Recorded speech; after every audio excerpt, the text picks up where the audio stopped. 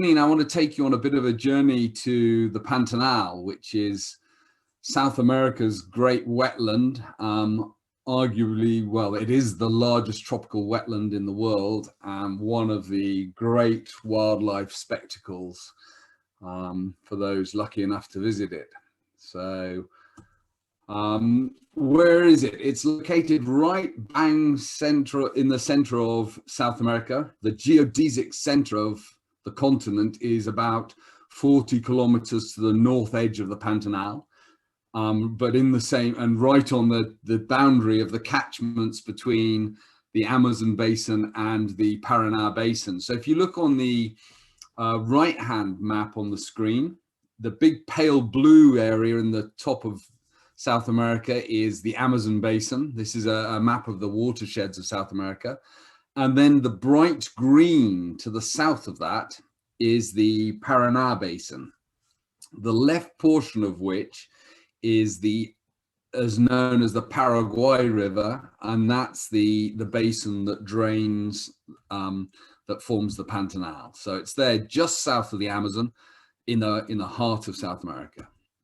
So here is a map of the Paraná basin, and you can see up at the top the Paraguay River and that little flat area. This is a relief map showing terrain basically and the sort of the texture. You can see that huge flat area where it says Pantanal. So that is this basin. As you can see, it's got low hills around most of it, and it is an incredibly large flat area. The Paraguay River basin, so the upper bit we're talking about, that drains into the Pantanal, has an area of about 600,000 square kilometers. The Pantanal itself, depending how you define it, is about 160,000 square kilometers, of that, and a massive 137,000 is wetland dominated. How wet it is varies seasonally between years and from month to month through the seasons. But the area of surface water can vary from a minimum of about 11,000 square kilometers to 110,000 square kilometers. It really is quite an amazing place because, as you can see, it's not got a huge drainage compared with its size. There is quite good rainfall, especially in the eastern part of that drainage. So the hills up where it says Cuyabá, which is the access point for the northern Pantanal, the hills to the north of that receive about 1,400 millimeters of rain a year. To the west, it's much drier. But the water that falls into the Pantanal, incredibly, only between 7 and 14% leaves by the river. Almost all of it evaporates off, and so you get this incredible effect. So here's the basin again, and you can see the Pantanal is the pink area. There really isn't a huge amount of area draining into it, but where right down at the bottom, Porto Murtinho, is the departure point where the water can flow out of that whole basin. And it's quite a narrow, constricted area with some low hills, and that really limits what can flow out. The other thing that happens is the altitudinal variation across the whole Pantanal is only between 80 and 150 meters. And most of the Pantanal, the fall in land is less than 20 centimeters per kilometer. So it really is a very flat area. This is the seasonal rainfall. The blue bars show the rainfall in millimeters per month, and you can see there's a marked dry season from April till September. The orange line shows the water flowing out of the Pantanal. The green line is the evaporation. So you can see from April till September, evaporation exceeds rainfall. And so that's where, and even in the wettest months, the evaporation is really quite close to the rainfall totals. So the water is leaving through the evaporation, and the black line shows the relative water height across the whole Pantanal as it seasonally moves. So you've got this huge flat plain, basically, that has a marked wet season that fills it up, and then it drains away and mainly evaporates away and reduces the flooded area. And then the floods come again with the rainfall. And that's, you know, if people say the lungs is the Amazon is the lungs of South America, well, this must be the kidneys. I stole that from James Lowen in his very good book on the Pantanal, but it seemed like a very apt description. This is water regulation for a huge area. The Pantanal is surrounded by 3 different main ecosystems. To the north, you've got the Amazon basin, but it's not exactly adjacent to the Pantanal. We've got this huge area of Cerrado, the dark blue habitat, which is an area of nearly 2 million square kilometers in interior Brazil. It just touches into Bolivia and Paraguay, but it's basically a Brazilian habitat. And it's a savanna type habitat. Grassy savannas in the more open areas, gallery forests along watercourses, and some more, depending on the soil type, sometimes a sort of low wooded savanna type habitat. Then you've got 2 types of dry forest to the west. These have the Chiquitiano dry forest from Bolivia has recently been recognized as different from the Chaco. It's much more dominated with Amazonian fauna, especially the mammals and things. And that creeps into the central Pantanal. You can see a sort of tongue of it going into that gray area with the Pantanal. And then to the southwest and to the south, you've got the Gran Chaco, which is a large seasonal dry forest that covers most of Paraguay and northern Argentina and some of Bolivia. So the Pantanal is located where these 3 ecosystems come together, and these ecosystems and also the not great distance to the Amazon have a great influence on the fauna and flora that have developed in this amazing wetland. So what is there in terms of diversity? Well, South America is the bird continent. It's got more bird species than any other continent, and we see that reflected here. Pantanal has about 475 species, even though it's not in the Amazon, the Andes, which are the main centers of bird diversity. And the ecosystem's quite simple, really. It's got 135 mammals, 80 reptiles, 50 amphibians, at least 350 fish. Some surveys a few years ago studying the fish there found about 200 species, of which 25% were new to science. So, and plants, no one's exactly sure, about 3,000 species in the Pantanal itself. The Cerrado biome has about 10,000 species. So the Cerrado is just to the north, and this is kind of Cerrado habitat. This is quite a famous waterfall in a national park just north of Cuiabá called the Bridal Veil Falls. And you can see the gallery woodland following the stream down above it, and then sparser woodland on the slopes, and then right up on the tops it becomes grassy.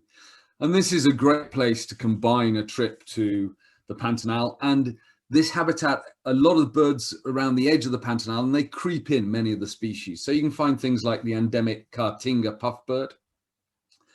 This is split recently from another species, and this is now entirely endemic. Chalk-browed mockingbird, very common up here. So the lovely blonde-crested woodpecker. This is in the more gallery forest areas. And lots of big parrots and macaws. It's a very good area for macaws. This is red and green macaw.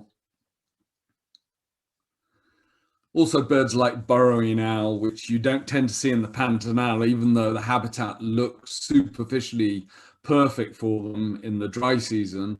They're not very good living in holes in the ground at coping with flooding. And so they're best seen around the edge. And Planalto hermit, this area of highlands ancient sandstone formations is known as the Planalto, and this is the hermit that occurs around this area. It does creep into the Pantanal as well. So that's just a little taster of some of the habitats around. Now we're going to look at the Pantanal. There's various places you can visit the Pantanal. In the northern Pantanal is the famous Transpantanera Road. This is a map showing it.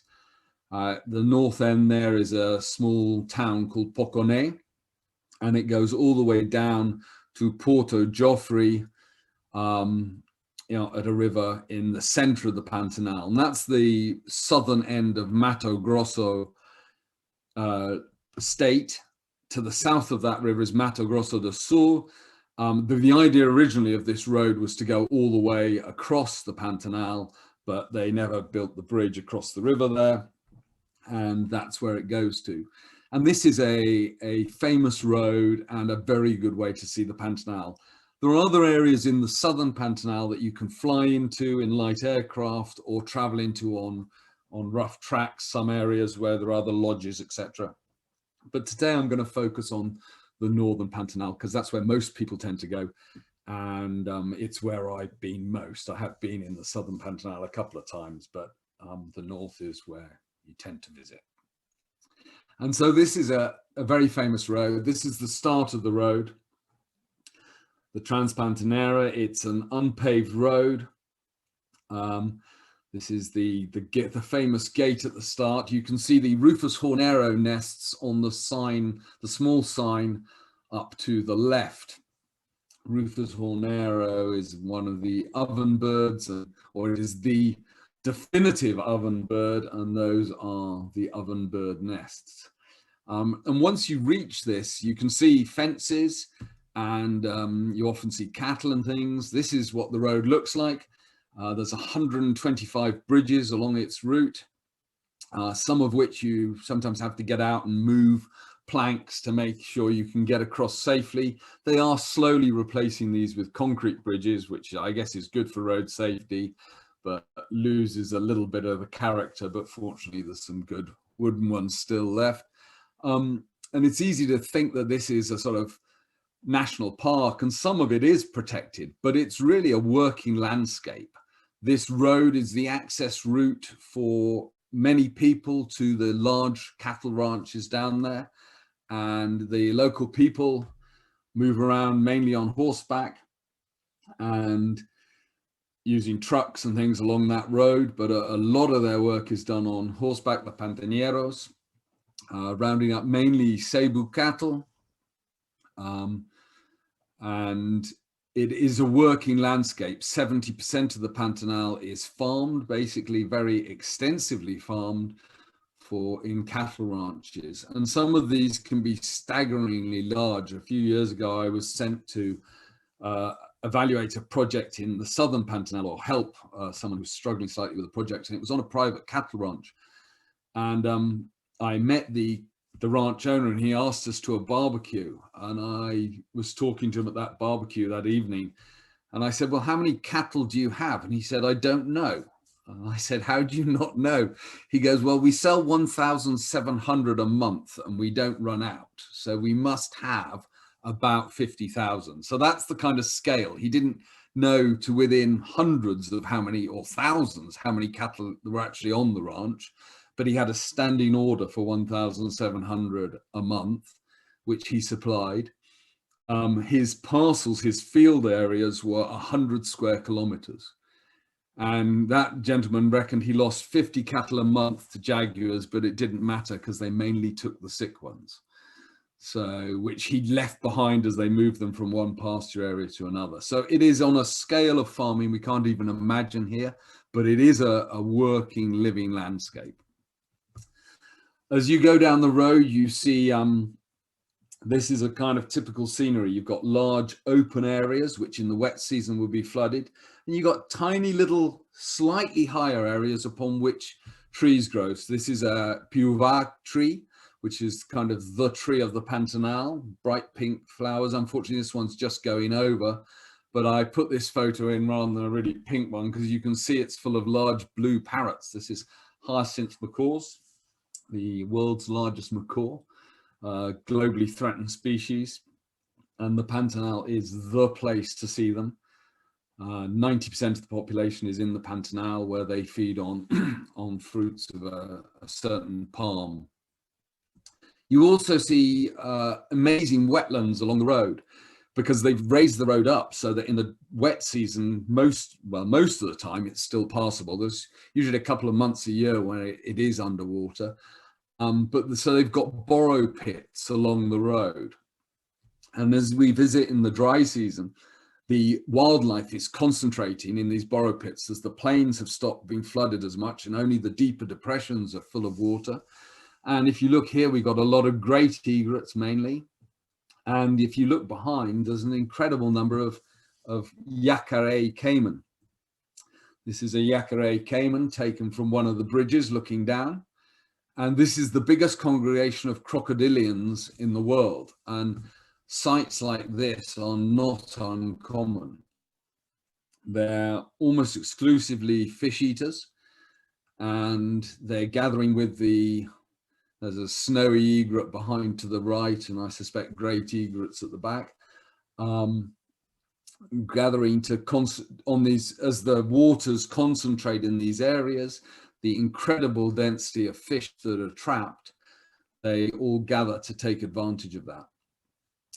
So as you travel, so now I'm going to take you through the bird fauna first, showing a few of the species we see as we move along, and in the slightly different habitats we get as we go along. All the way down the road, you're seeing this, the largest flying bird in South America, apart from the Andean condor, the jabiru, absolutely the tallest bird in South America as well. An absolutely stunning bird. From the road, you can often see nests. This is quite a famous nest to stop at because it's particularly scenic. And you can see the monk parakeets flying into the bottom of the nest. I would hate to be a jabiru chick, because the incessant monk parakeet noise all day right under your feet must prevent you from getting very good sleep. Along the road, we also have Toko toucans, are a common sight in any of the trees around there. The old Guinness toucan, absolutely fabulous. And we find quite a few of the hyacinth macaws here at a nest hole just by one of the lodges, but they're regular as you go along. There are other parrots as well. This is turquoise-fronted Amazon, which is probably the next or the most common parrot in the area. And then there are a number of smaller parrot species. This is one of my absolute favorites, the peach-fronted parakeet. I think that head markings are just fantastic. In the wooded areas, we find some crassids, the large members of the pheasant group. Crassidae is the family, but they're with the order with the pheasants. And this is the globally threatened chestnut-bellied guan. It has a slightly strange distribution. It's in the Pantanal and then the Araguaia Basin in the southern Amazon. Two patches, quite a long way apart actually, but quite easily seen along the road here. And barefaced curassow is often walking around wherever there's water not too far away. They especially like the riverbanks. Alongside the borrow pits, there are a lot of raptors to be found as well. This is black-collared hawk, which is a fish-eating specialist.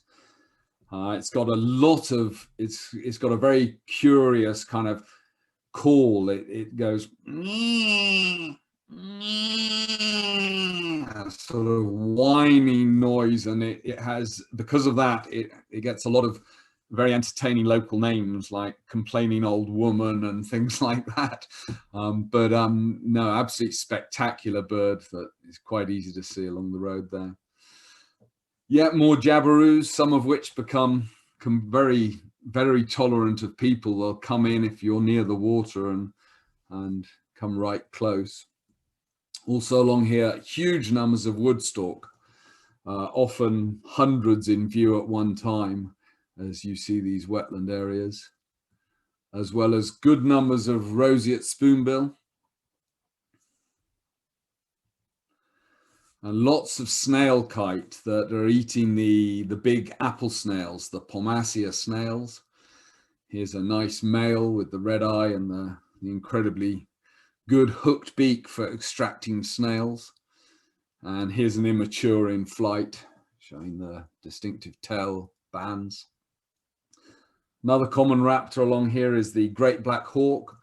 Will eat any carrion, especially fish and dead fish, as things dry right out and the last few fish are just dying on the surface. Great black hawks and various vultures will come down and clean them up. The pools here are also very good for the fabulous sunbitten. You get, 20, 30 sightings of this incredible bird a day, sometimes just strutting its way around like this. But quite often you also see it climbing up onto logs or flying, and you get the full effect of those magnificent wings. Slightly harder to see, but usually possible, is sungrebe.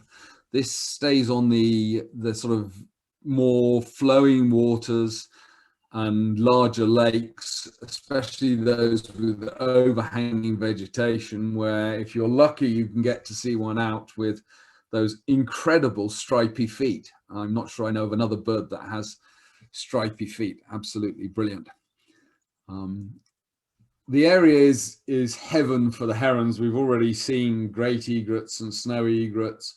There's just roughly working down in order of size some of the herons. This is the cockoi heron or white-necked heron, a bit larger than our grey heron, more similar in size to great blue heron. Here's an immature rufescent tiger heron, showing why it's called that, all stripy. In some of the backwaters and quieter streams, especially in the late afternoon, we go out and try and find the fabulous agami heron, which must be the world's best heron, I think. That electric blue on the neck that you can see there is just phenomenal. If you're ever lucky enough to see one displaying, they stick it all out. It is an incredible thing.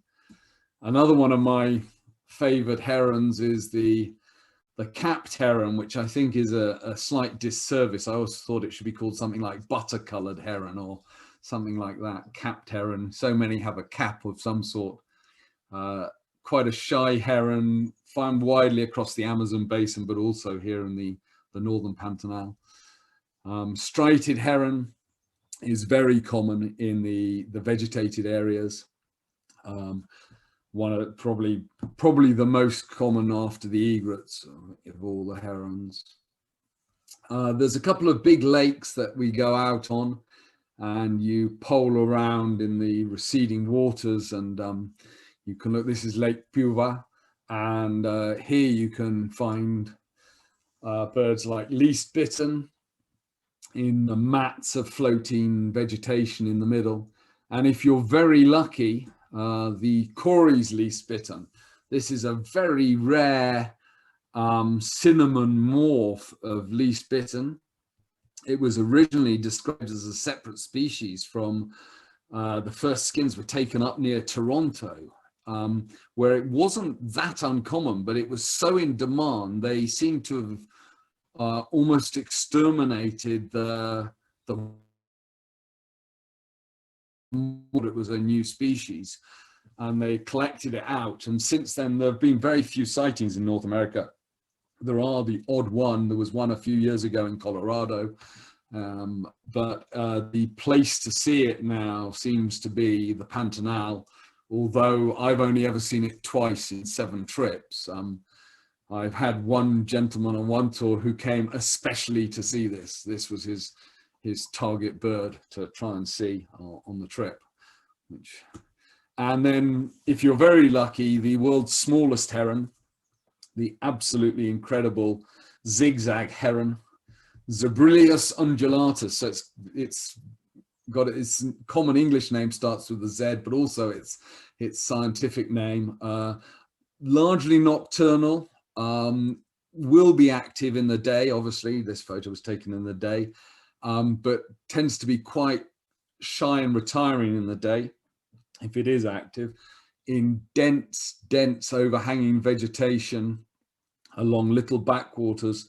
I mean, there was water just about 3 or 4 inches out of the photo towards us, but it was only centimeters deep that this bird was looking at and sort of creeping round the edge of, and quite shy. It would then flick up occasionally and sit on a branch and flick back down. But you can find them in the Pantanal, and they're always a great crowd pleaser. The wetland areas also attract a lot of ibis. This is bare-faced ibis, which is probably the most numerous of the species. You get green ibis along the more vegetated rivers. Again, you see a few sort of every other day in the Pantanal. You often hear them. They're quite vocal, and they're quite nocturnal at times as well. So you often hear them at dusk calling and flying around. One of my favorites is the buff-necked ibis, which is quite common often around the lodges, often quite well away from water, actually walking around grassy areas. But they also do go to aquatic habitats. And then one of the other sort of specialities is plumbeous ibis. I can never work out whether this is a really spectacular bird or a really ugly bird. I really like them, but I'm not sure whether they're really good looking or just bizarrely ugly. The wetland area is also home to a curious bird, the southern screamer. And they obviously breeding here, his 2 chicks. They're quite common in the wetland areas here. It's a South American family, 3 species: northern screamer, southern screamer, and horned screamer. And we get southern here, breeding at its northernmost point of its range. Wetlands also have 5 species of kingfisher. So all 5 South American kingfishers, well, I guess there are 6 because belted reaches Colombia and Venezuela, but the 5 resident ones. This is one of the slightly harder to see ones. It lives in the overhanging vegetation along especially the darker water streams with moving water. This is green and Rufus kingfisher. This is the smallest of all. This is American pygmy kingfisher, and it lives in well-vegetated marshy areas, and again in those backwaters, the kind of place you get zigzag heron. Often you'll find one of these as well. And then out in the open we get, amongst the others, you get the enormous ringed kingfisher, often sitting on the roadside wires. As well as that, there's also green and Amazon. I can't show all the species because we'd be here till about 10 o'clock. The open water areas attract various species of tern and black skimmer, which nest on the sandbars of the major rivers in the season as it dries out and these sandbars become exposed. So often visiting in September time, you'll see nests on sandbars. There's also wattled jasana, and here's one on a Victoria regia water lily. This is the world's largest water lily. It's not native to the Pantanal, it's native to the Amazon, but it has been introduced into the Pantanal, and you can see them at a couple of places we go.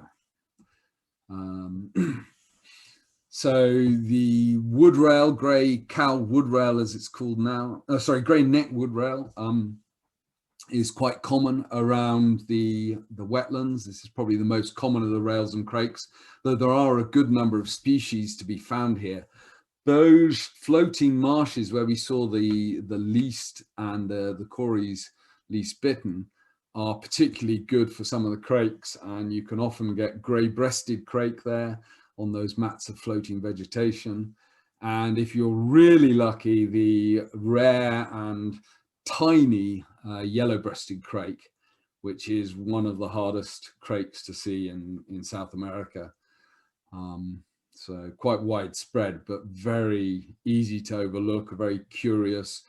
Sounds cool, sounds a bit like a frog, very easy to ignore it.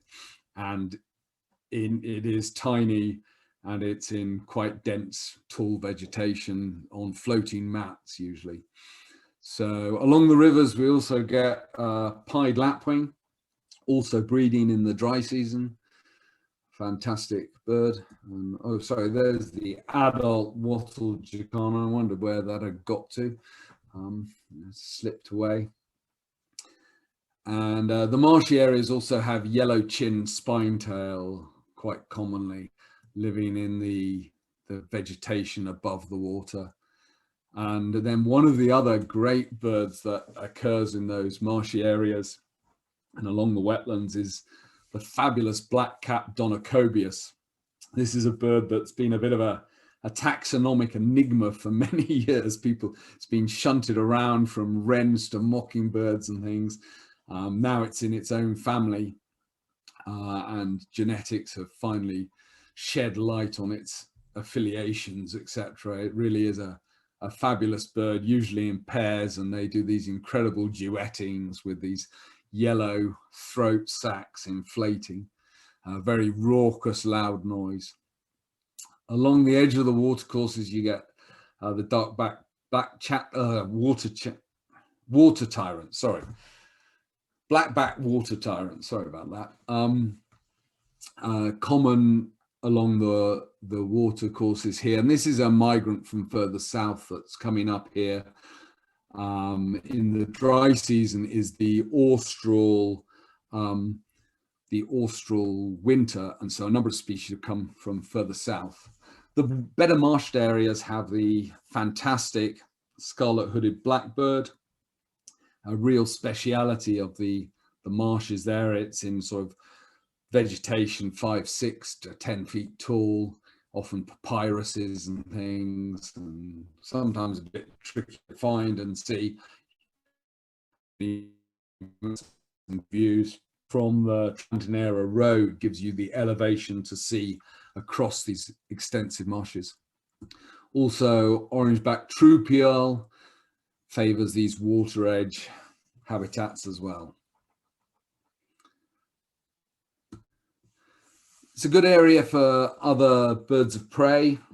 Swallow-tailed kites are inter-American migrants and often seen here, often seen overhead, and occasionally, again, the Transpantanera provides very good views of perched individuals, which often you don't see elsewhere over forested habitats. And as you're going along, you tend to bump into yet more hyacinth macaws at nest holes. Again, the road providing eye-level viewing of this spectacular of parrots. Zone-tailed hawk. This is the hawk that mimics the vultures. Turkey vulture and lesser yellow-headed vulture are quite common in the Pantanal, and you've got to keep your eyes open to spot one of these in amongst them. Then looking at the more open grassland areas, greater rear is relatively widespread across the area, and can cope with the cattle fences no problem at all. It is amazing that when they want to go through one, they just run at it. You can see a fence behind, and on the post you can just about see how far apart the wires are.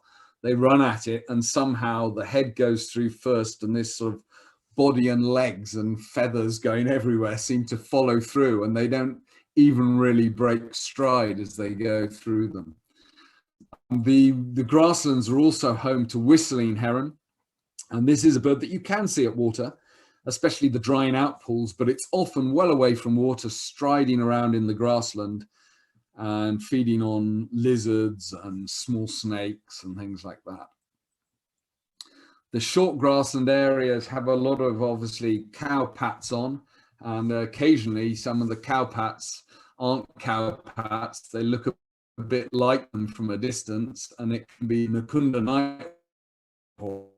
You can cross an area of short grassland and suddenly put up, these are big nightjars, nighthawks, and they've got a very distinctive black and white wing pattern, and you sit there having flushed sort of 30 or 50 that you hadn't seen as you walk across, and wonder how you were not able to spot them on the ground. But an absolutely fabulous sight, seeing a couple of hundred of these hawking around late afternoon over the grasslands.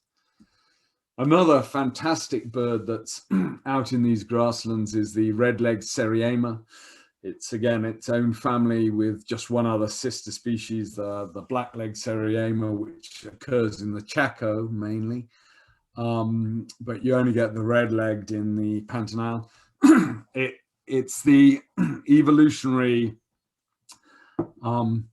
equivalent of the secretary bird from Africa. And it's amazing. It's got those upright feathers on the head, long legs. It strides around across the grassland and beats snakes and things to death and eats them. It will also eat eggs. And if you want to, some of you may have seen it, but if you put red-legged Seriema golf ball on YouTube, you will see one of the most entertaining bird videos you've ever seen, of one of them picking up a golf ball and thinking it's an egg, and they throw it on the ground to smash it, and it throws the golf ball onto a path on the golf course, and it bounces very high up in the air, and you can see its surprise. But it is absolutely brilliant bird, very loud call, often one of the birds you hear as you're getting up in the morning, these slightly raucous calls crying out over the area.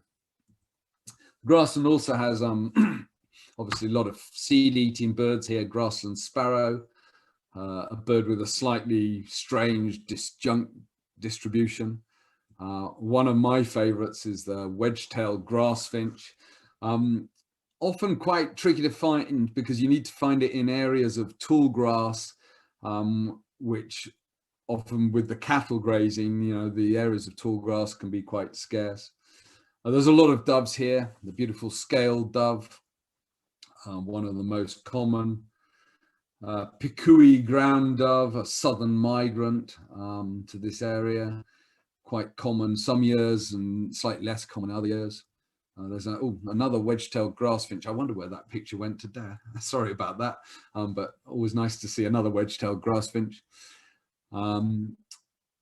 The open grass areas has a sociable terrestrial cuckoo, Gura cuckoo, often walking around on the ground, flying from termite mound to termite mound, often in groups of 8 to 10.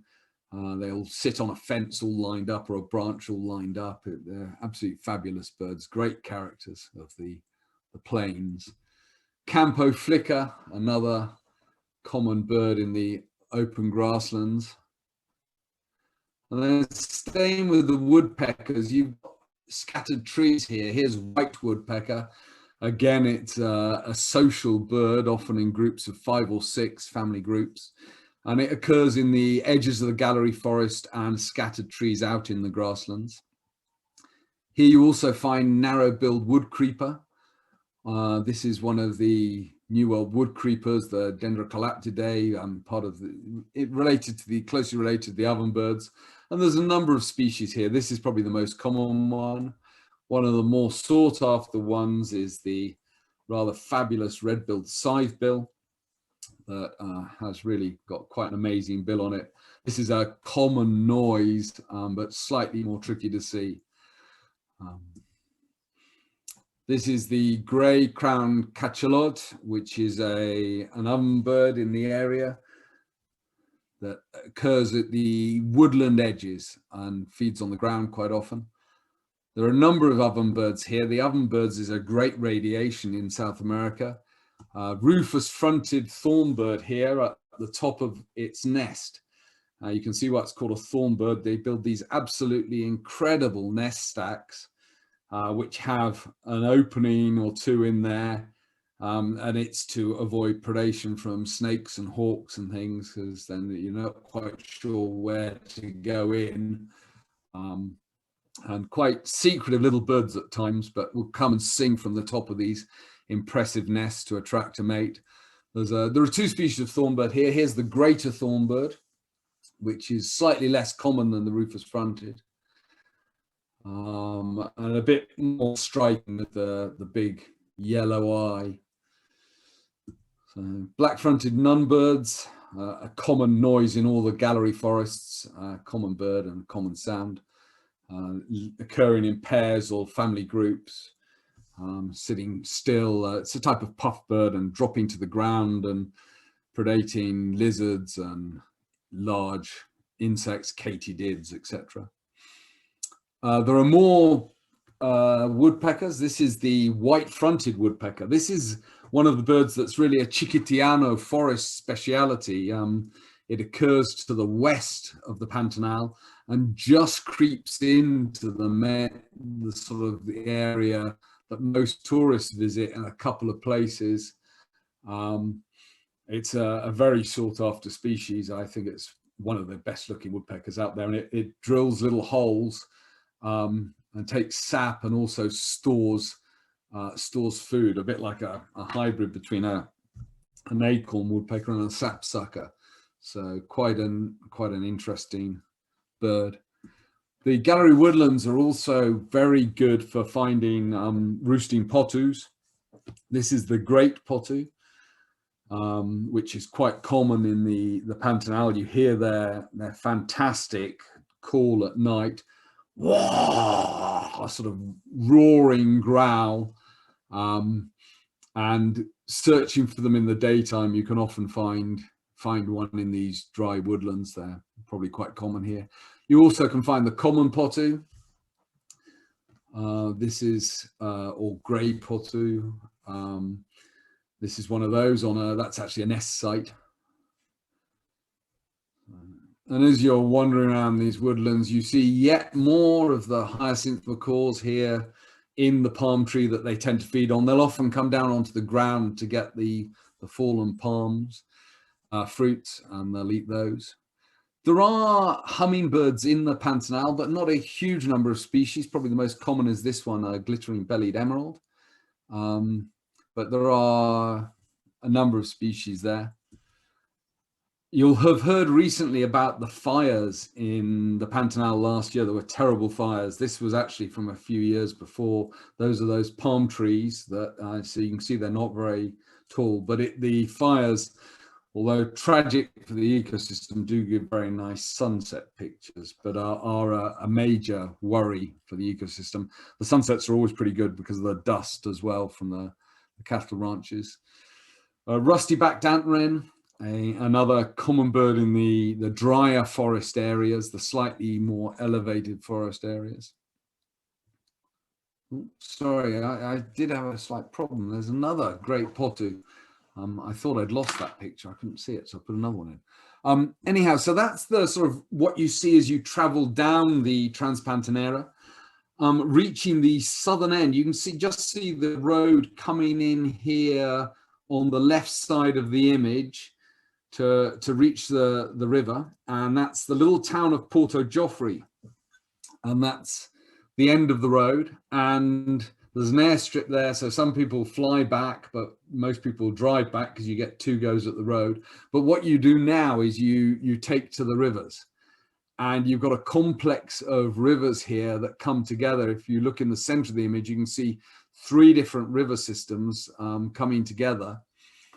And some people stay at the hotel at Porto Joffre. Other people stay on these liverboard boats, which can move around. Some are anchored for the dry season on a sandbar, so they become a hotel there. They're often used by fishermen. And this is an area that has been fished for many years. Basically, sport hunting is forbidden in Brazil, with the exception of some ducks in the very southernmost state. So if you want to shoot a deer or something, you've actually got to be able to prove that you need to do it to feed your family. So you can get an exemption for poverty, and indigenous communities are still allowed to hunt as they traditionally have. But because sport hunting has been banned for so long, it has meant the wildlife, including the big cats, have become very tolerant of people. So what the Brazilians do is they're mad keen fishermen. And if you're an upper or middle class Brazilian from the cities, you probably take a fishing holiday, or a lot of them take a fishing holiday quite regularly. And one of the big areas to come to is this area, the Pantanal. and there's a huge hotel in Porto Joffre for fishermen, and they go around in boats fishing all day.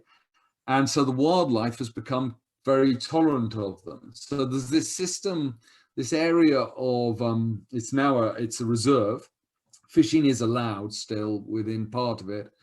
You can see all these channels of water. This is a photo taken, a Google Earth image taken in the dry season.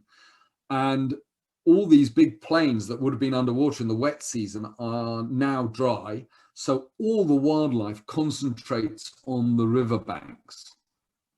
And so you get into the fisherman's type of boats. And this is one of the groups I was fortunate enough to guide. And you head out and you go out twice a day in these and look at the riverbanks along here. So you're going up rivers like this, and you can see an eroding bank on the right and a depositing bank with the big sandbar on the left as you go upstream. And you're mainly looking for this jaguar. And this has got to be the best place in the world to see jaguar. The numbers we see are quite amazing. Normally we do 3 boat trips. Sometimes you see them elsewhere in the Pantanal as well. And some of the tours I've done with the 3 boat trips, we've sort of seen 12, 16 different individual jaguars in that time. And views like this, they're incredibly, this was one that was trying to hunt caiman, and we were not moving in the boat. And it swam closer and closer and closer until it swam past. At one point, if I'd reached out, I probably could have touched it. You just sit still and you get these incredible views. This is 2 young brothers that were around, this was, I think, 2018, I took this photo.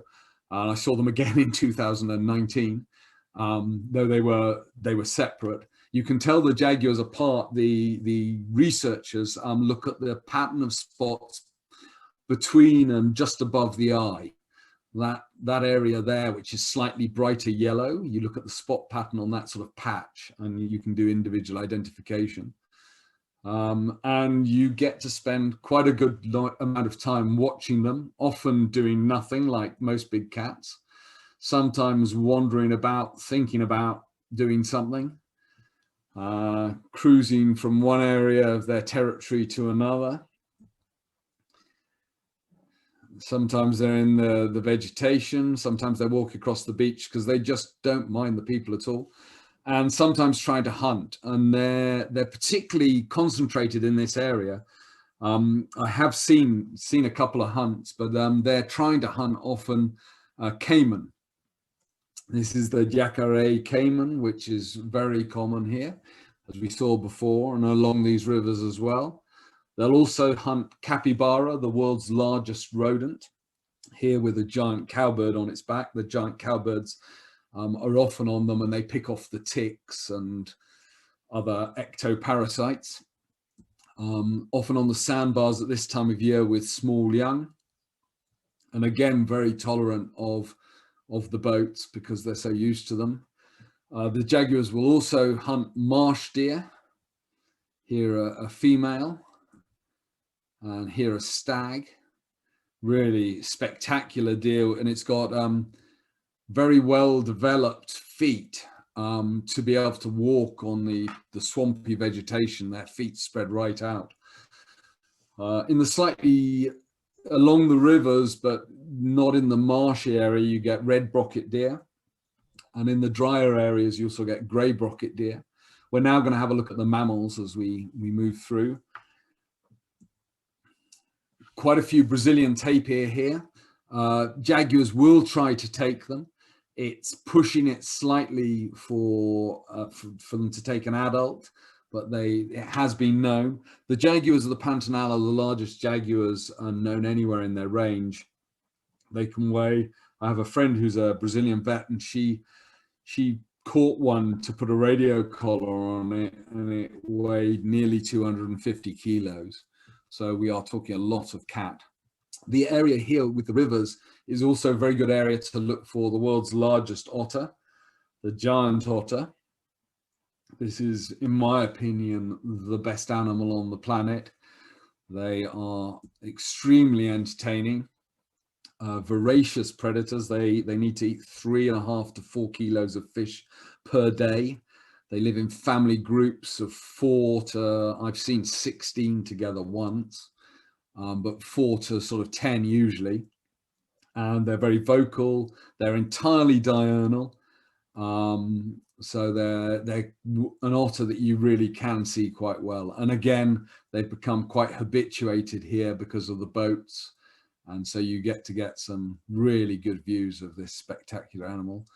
The area also has neotropical otter, a more solitary otter, very similar in size to our otter in the UK, and shyer, although again, because of the boats, more tolerant of being watched than they usually are, or that kind of otter is, and especially this species elsewhere. Another South American coati, another quite common animal that you see around.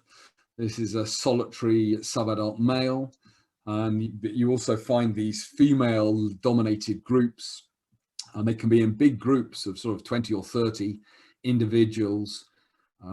It's quite an interesting social society, and they're an omnivore that's often along the riverbanks and things, rooting around in the mud for anything they can get. But also up trees. Very interesting animals. Up trees also, crab-eating raccoon occurs here. Quite tricky to see, but sometimes can be seen at night, or if you're lucky, you spot one sleeping up a tree in the daytime. A crab-eating fox. This is probably the most common carnivore that you see across the whole Pantanal. It's often crossing the road ahead of you and coming out at dusk wherever you are. You see them wandering around. Very interesting, beautiful fox. There's several species of armadillo here. This is the 9-banded, which is the most common one, though you can see giant armadillo, though they're mainly fossorial there, so they're spend most of their time underground, only coming up to move between burrow systems occasionally. Another great animal of the Pantanal is the giant anteater.